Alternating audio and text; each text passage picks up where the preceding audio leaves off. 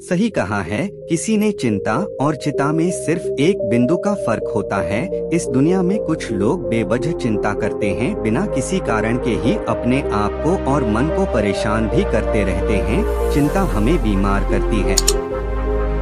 आज की इस ओवरथिंकिंग कोट से हम सीखेंगे कि हमें बेवजह चिंता नहीं करनी चाहिए। एक गांव में एक किसान था जिसे एक बहुत ही बुरी आदत लग चुकी थी, और वह आदत थी बेवजह चिंता करने की। वो हर समय किसी न किसी चीज की चिंता करता ही रहता। वो हर समय सोचता रहता कि कहीं मेरे साथ कुछ गलत ना हो जाए, जबकि उसकी जिंदगी में अभी तक सब कुछ ठीक ही चल रहा था। उसके पास एक बद्धा सा खेत था जिसमें अच्छी खासी फसल हो जाती थी। खेती करने के 2 बैलगाड़ियां थी और एक अच्छा घर था। एक पत्नी और 2 प्यारे बच्चे थे, लेकिन फिर भी वह किसी न किसी अनहोनी के बारे में सोचकर बेवजह चिंता करता रहता। कभी सोचता कि अगर मेरी फसल में कीड़े लग गई तो क्या होगा, अगर आवारा पशुओं ने फसल को बर्बाद कर दिया तो क्या होगा, अगर सूखा पड़ गया या ज्यादा बारिश हो गई तो मेरी फसल खराब हो जाएगी। ऐसे ही वो भविष्य की अन्य बातों के बारे में सोचकर बेवजह चिंता में डूब रहा था, जैसे कि कहीं खेती के समय मेरे बैल बीमार ना पड़ी जाए, मेरे बच्चों का भविष्य कैसा होगा, कहीं बुढ़ापे में मुझे कोई बड़ी बीमारी ना जाए, मेरे बच्चे बुढ़ापे में मेरा ख्याल रखेंगे भी या नहीं वगैरह। अपनी इस लगातार बेमतलब चिंता करने की आदत की वजह से वो आसन और परेशानी नहीं लगता था, और अब उसका किसी भी काम में मन भी नहीं लगता था। उसकी पत्नी ने भी इस बात को अनुभव किया कि उसे बिना मतलब चिंता करने की आदत पड़ चुकी है। उसने उसे कई बार समझने की कोशिश भी की, तुम बेवजह चिंता करना छोड़, लेकिन उसके समझने का कोई मतलब नहीं रहा। उसे पता चला कि नगर में एक महात्मा आए हैं जिनके पास सारी समस्याओं का हल है। फिर एक दिन बौद्ध भिक्षु के आश्रम में पहुंची। बौद्ध भिक्षु बहुत ही बुद्धिमान और ज्ञानी व्यक्ति थे। किसान और उसकी पत्नी अपनी सारी समस्या बौद्ध भिक्षुओं के समक्ष रख दी। किसान ने कहा, महात्मा, मैं हर समय किसी न किसी बात की चिंता करता रहता हूँ।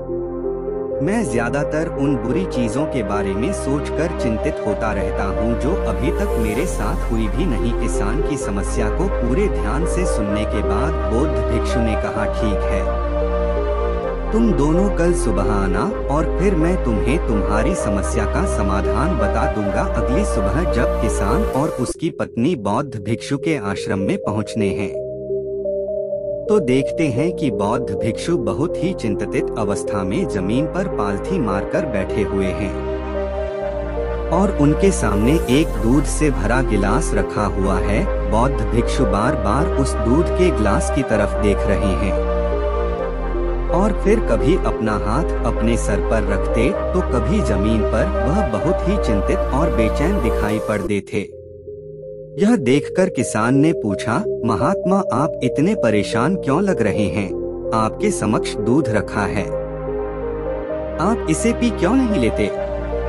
महात्मा बोले, मुझे चिंता हो रही है कि कहीं इस दूध को बिल्ली ना पी जाए या फिर मैं कहीं जाऊं और तो क्या पता या दूध कहीं गिर जाए। मैं दूध को पीना तो चाहता हूं, लेकिन मेरा भी मन नहीं है। मैं तो यही सोच रहा हूं कि अगर यह दूध खराब हो गया या कोई गंदी चीज इस पे पड़ गया तो फिर क्या होगा। इतना सुनकर किसान जोर जोर से हंसने लगा। किसान ने हंसते हुए कहा, इसमें इतनी चिंता करने वाली कौन सी बात है, यह दूध ही तो है। अगर इसे बिल्ली ने गिरा दिया या ये खराब हो गया या फिर किसी ने इसे पी लिया तो क्या हो गया, ये आपको दोबारा मिल जाएगा। और वैसे भी आपका चिंता करना बेकार है कि ना तो अभी इसे बिल्ली ने गिराया है, ना ही खराब हुआ है, और ना ही अभी इसे किसी ने पिया है, और हो सकता है कि भविष्य में ऐसा हो भी ना। किसान के मुंह से यह बात बौद्ध भिक्षु मुस्कुराए और बोले, मैं भी तो तुम्हें ही यही समझने का प्रयास कर रहा हूँ कि भविष्य की उन घटनाओं की चिंता करना व्यर्थ है जो अभी हमारे साथ हुई ही नहीं, और बहुत बड़ी संभावना है कि वो कभी होगी भी नहीं, और अगर हो भी गई तो जिस चीज को तुम एक बार हासिल कर सकते हो उसे तुम दोबारा भी हासिल कर सकते हो।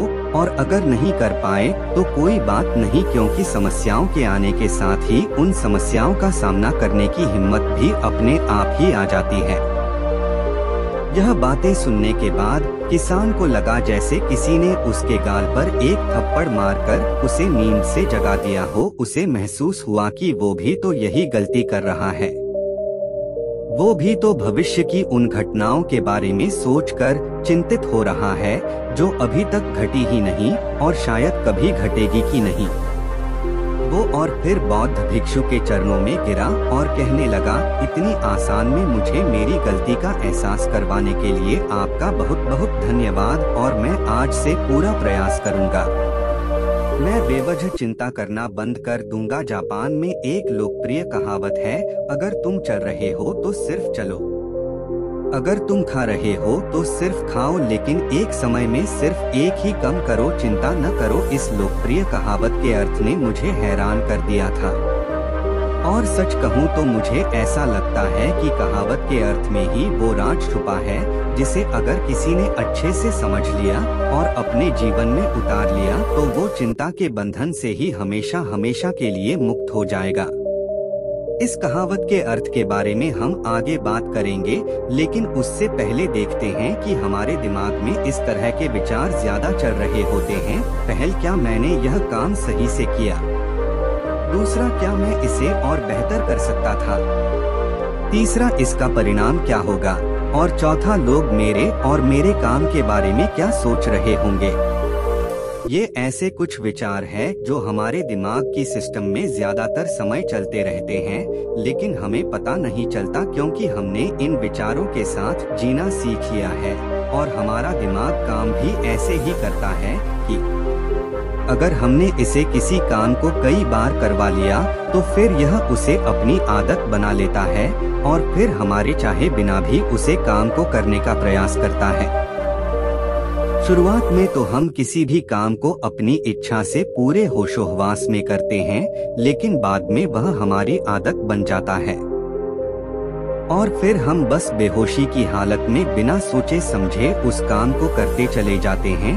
जब एक बच्चा छोटा होता है तब उसे पता नहीं होता कि चिंता क्या है, लेकिन जैसे ही वो बड़ा होता है माँ बाप कहना शुरू कर देते हैं, बेटे आपको होमवर्क करना है, आपको उसकी चिंता नहीं हो रही, आपकी एग्जाम आने वाले हैं, आपको उसकी चिंता करनी चाहिए। और ऐसे ही न जाने कितनी सारी चीजों के लिए बच्चों के आसपास के लोग उसे चिंता करने के लिए कहते हैं और वो छोटा बच्चा इस बात को मान लेता है। यह अच्छा, किसी भी काम को करने के लिए हमें उसकी चिंता करनी पड़ जाती है और फिर वह भी किसी काम की घटना के बारे में बार बार सोचने लगता है। शुरुआत में तो वो यह कम जानबूझकर करता है, लेकिन धीरे धीरे उसका मन इसे अपनी आदत बना लेता है और फिर ना चाहते हुए भी उसका मन एक ही विचार के बारे में बार बार सोचता रहता है और फिर वह अपनी पूरी जिंदगी चिंता के इस जाल में फंस कर रह जाता है। लेकिन अब प्रश्न यह उठाता है कि इसका समाधान क्या है? तो इसका समाधान है ऊपर बताई गई जिन कहावत का अर्थ यानी जागरूकता। हमें अपने विचारों के प्रति जागरूक होना पड़ेगा। हमें थोड़ी देर रुककर इस बात पर ध्यान देना होगा कि कहीं हम ना चाहते हुए भी एक ही घटना के बारे में तो बार बार नहीं सोच रहे हैं। हमें पूरी जागरूकता के साथ यह देखने का प्रयास करना होगा कि पूरे दिन हमारे अंदर इस तरह के विचार उठाते रहते हैं। अब आप पूछ सकते हैं, केवल जागरूकता क्या करेगी? मैं कहता हूँ यह काफी है। यह मन को शांत करने के लिए पर्याप्त है, मन को अपने स्वभाव का एहसास करने के लिए पर्याप्त है और जीवन में जागरूकता लाने का सबसे आसान तरीका है ध्यान करना। ध्यान करने के दौरान अपने विचारों पर ध्यान देना, और जब आप पूरी जागरूकता के साथ अपने विचारों पर ध्यान देना शुरू कर देंगे तब आप पाएंगे कि आपके मन में चलने वाले गैर जरूरी विचार एक एक करके अपने आप ही गायब होना शुरू हो जाएंगे और फिर आप एक आनंदित और शांत जीवन अनुभव कर पाएंगे। बाकी अगर ओवर थिंकिंग कोट्स आपको अच्छी लगी हो तो कमेंट जरूर करें।